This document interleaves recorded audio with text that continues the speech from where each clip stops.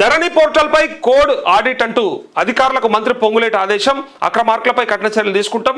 అనుమానాస్పదంగా ఉన్న భూముల లాగిన్లు డిలీట్ చేశారని వెల్లడి. కొల్లగొట్టిన స్టాంప్ డ్యూటీ రిజిస్ట్రేషన్ ఛార్జీలను వసూలు చేస్తామని వార్నింగ్ అంటూ ఇక ఈయనైతే చెప్పిందే ఎప్పుడు ఉన్నదే ఉండు, ఇంకో కొత్తది వచ్చేది లేదు, కొత్తది పోయేది లేదు. అదే ముచ్చట మళ్ళీ చెప్పుడు. ఇగో ధరణిని తీసుకుపోయి బంగాళాఖాతంలో ఎత్తేస్తామన్నారు. తీగ లాగితే డొంక కదిలిన అట్లుగా ధరణి పోర్టల్ వ్యవహారం ఉన్నదని రెవెన్యూ శాఖ మంత్రి పొంగులేటి శ్రీనివాసరెడ్డి మండిపడ్డారు. ప్రజల ఆస్తుల రక్షణ కోసం ఏర్పాటు చేసిన వ్యవస్థను ఆనాటి ప్రభుత్వంలోని కొంతమంది ప్రముఖులు తమ స్వార్థ ప్రయోజనాల కోసం వాడుకున్నారని తెలిపారు. ఇగో ధరణి అట్లే చెప్తారు, ఫోన్ ట్యాపింగ్ అట్లే చెప్తారు, కరెంటు కొనుగోలు అట్లే చెప్తారు, అట్లే యాదాద్రి భద్రాద్రి థర్మల్ ప్లాంట్స్ గురించి అట్లే చెప్తారు, బతుకమ్మ చీరలు అట్లే చెప్తారు, గొర్రెల స్కామ్ అని చెప్తారు. అట్లనే అన్నిట్లలో స్కామ్ అంటారు, అన్నిట్లలో అక్రమార్కులు అంటారు. కానీ ఏది బయటపడది, ఏది ముందర పడది.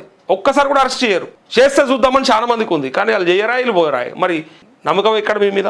పాత ప్రభుత్వం మీద అంటే గత ప్రభుత్వం మీద దుమ్ము పోయడానికి తప్ప బటగాలు చేయడానికి తప్ప మీకు నిజంగా పరిపాలన చేత కాదు.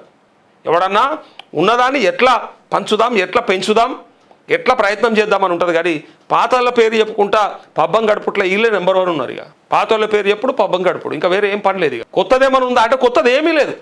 అరే మీరే 9 లక్షల అప్లికేషన్లు పెండింగ్ ఉన్నాయని చెప్తారు, సాదా బైనామాలు చేస్తామంటారు. అవి ఎప్పుడు ఇస్తారో అవకాశం చెప్పరా? ఇగో అయిపోయి యాడున్నాయో తెలియదు. ఇప్పుడు కొన్ని మండలాలలో పైలట్ ప్రాజెక్ట్ కింద తీసుకున్నారు. మరి అది పూర్తి స్థాయిలో ఎప్పుడు ఇంప్లిమెంట్ చేస్తారు? అందరికీ ఇవ్వాలి కదా, అందరికీ సాల్వ్ చేయాలి కదా. రైతుకి ఆ భూమి ఏదో ఒక రకంగా అప్పచెప్పాలి కదా. వాటి రిజిస్ట్రేషన్కి అవకాశం ఇస్తామన్నారు కదా. మళ్ళీ ఓనర్ దగ్గరకు సర్టిఫికేట్ తీసుకురా. ఓనర్ యాడుంటాడు? ఓనర్ ఇంకా ఉన్నాడు. ఓనర్ ఉంటే ఇస్తాడా ఇప్పుడు? అందుకే ఇవన్నీ కూడా మీరు ఎట్లా ఉన్నాయంటే శాతగాక ఏదో అన్నట్టు మాట్లాడుతున్నారు. మీకు చేసుడు శాతగాక ఏదో చెప్తా ఉన్నారు. ఆడలేక మధ్యలో ఓడినట్టు అని చాలా మంచి సామెత ఉంటుంది, కానీ ఇంకా ఖతర్నాక్ సామెతలు మత్తుకుంటాయి.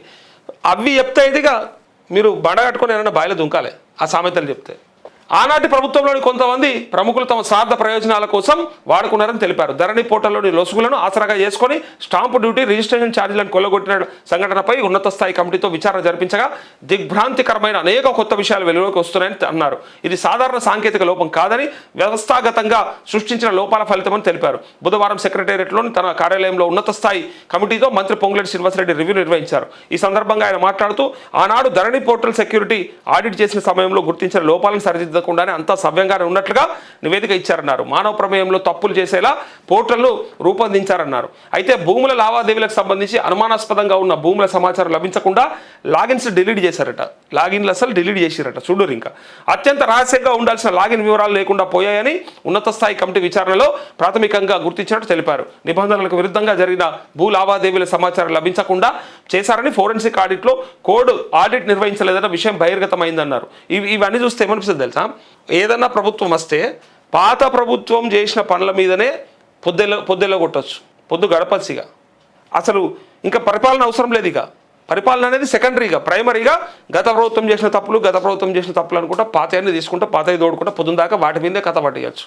పాత పనులన్నీ కాంట్రాక్టులు, పాత కమిషన్లు, పాత పనులు, చేసిన డెవలప్మెంటు అయిన వాటి మీద, పనుల మీద, అన్నిటి మీద ఆడిట్ చేసుకుంటా అప్పుడు జరిగిన వాటి మీద అది మళ్ళీ వెళ్తుందా బయట పడుతుందా మనం చేస్తారంటే ఏం చేయరు. మళ్ళీ అంతొకటే. ఈ నేపథ్యంలో తక్షణమే ధరణి పోర్టల్పై కోడ్ ఆడిట్ నిర్వహించాలని అధికారులు ఆదేశించారు. ధరణి పోర్టల్ నిర్వహణ బాధ్యతను టెర్రాసిస్ అనే కంపెనీ విదేశీ సంస్థకు అప్పగించడం వల్లే సమస్యలు ఎదురవుతున్నాయని గుర్తించినట్టు తెలిపారు. ఎవరిని వదిలిపెట్టమంటారు? మళ్ళీ ధరణి లోపాలను అడ్డుపెట్టుకుని ప్రభుత్వానికి రావాల్సిన స్టాంపు డ్యూటీ రిజిస్ట్రేషన్ ఛార్జీలను కొల్లగొట్టిన వారి పట్ల కఠినంగా వ్యవహరిస్తామని మంత్రి పొంగులేటి హెచ్చరించారు. తప్పు చేసిన వారు ఎవరినైనా వదిలిపెట్టే ప్రసక్తి లేదన్నారు. ప్రభుత్వానికి రావాల్సిన ప్రతి పైసా వసూలు చేస్తామని చెప్పారు అంటూ ఆ బాంబులేవో జల్లేయరాదు పెద్ద మనిషి. ఆ బాంబులు ఎప్పుడు వేస్తే అయిపోతుంది కదా. ఈ వేస్తా ఆగేస్తా ఏమేస్తున్నావు? అన్ని తుస్తు పటాకులు అవుతున్నాయి, కుక్క పటాకులు అవుతున్నాయి. బాంబులు వేసుడు శాత కాదు, మళ్ళా పెద్ద మాటలు మాట్లాడతారని నెటిజన్లు అంటూ ఉన్నారు. దీనిపై ఉన్నత స్థాయి కమిటీ ఇచ్చిన నివేదికను పరిగణలోకి తీసుకొని ఆయన బ్రహ్మాండంగా చెప్పిండే తెలుసా. అయిపోయాయి, మేము పోగానే ఇట్లా 1 or 2 daysలో బాంబులు పడతాయి చూడుర్రి, బీఆర్ఎస్ల పని అయిపోయింది అని అన్నాడు. ఇక భవిష్యత్తులో అలాంటి పొరపాట్లు జరగకుండా, ఏ చిన్న లోపానికి తావు లేకుండా, అధికారుల ప్రమేయానికి ఆస్కారం లేకుండా ప్రజలకు ఫ్రెండ్లీగా ఉండే భూభారతి పోర్టల్ను నిర్వహించాలని అధికారులు సూచించారు. ప్రజల భూముల విషయంలో ఎలాంటి రాజీ పడబోమని, ధరణి పేరుతో జరిగిన ప్రతి అక్రమాన్ని వెలికితీస్తామన్నారు. సిరిసిల్ల, సిద్దిపేట జిల్లాలో నిర్వహించిన విధంగానే మిగిలిన జిల్లాల్లో ఫోరెన్సిక్ ఆడిట్ నిర్వహణకు చర్యలు తీసుకోవాలని అధికారులను ఆదేశించారు. మొదల 2 పట్టుకురు సిరిసిల్ల, సిద్దిపేట. ఎందుకంటే ఫస్ట్ వాళ్ళని టార్గెట్ చేయాలి కాబట్టి. మరి రాష్ట్ర వ్యాప్తంగా ఎప్పుడు చేస్తారంటే చెప్పరు, ఇంకా అడ్రస్ లేదు ఇంకా దాన్ని. ఇక చేస్తాం అగ చేస్తాం. అయితే ఇప్పటికి ఓన్లీ ఆ 2 జిల్లాలు మాత్రమే చేశారు. ఈ సమావేశంలో రెవెన్యూ కార్యదర్శి లోకేష్ కుమార్, సిసిఎల్ఏ సిఎంఆర్ఓ మందా మకరంద్, అట్లే stamps and registration IG Rajiv Gandhi Hanumanthu, అట్లే ఉన్నత స్థాయి కమిటీ సభ్యులు stamps and registration IG Subhash, SBSP Sindhu Sharma, ఇతర అధికారులు పాల్గొన్నారని చెప్పి మొత్తానికి మంత్రి పొంగులేటి ఏమంటాడంటే, మేము రాష్ట్ర వ్యాప్తంగా వెలికి తీస్తాం, ఎవరైతే మోసం చేసినరో స్టాంపు డ్యూటీని రిజిస్ట్రేషన్ ఛార్జీలు ఎగ్గొట్టి పూర్తిగా వాళ్ళు కొల్లగొట్టే ప్రయత్నం చేశారో వాళ్ళందరినీ కూడా బయట పెడతామని చెప్పి అంటా ఉన్నాడు. మరి పెడతాడా పెట్టాడా ఒకసారి చూద్దాం.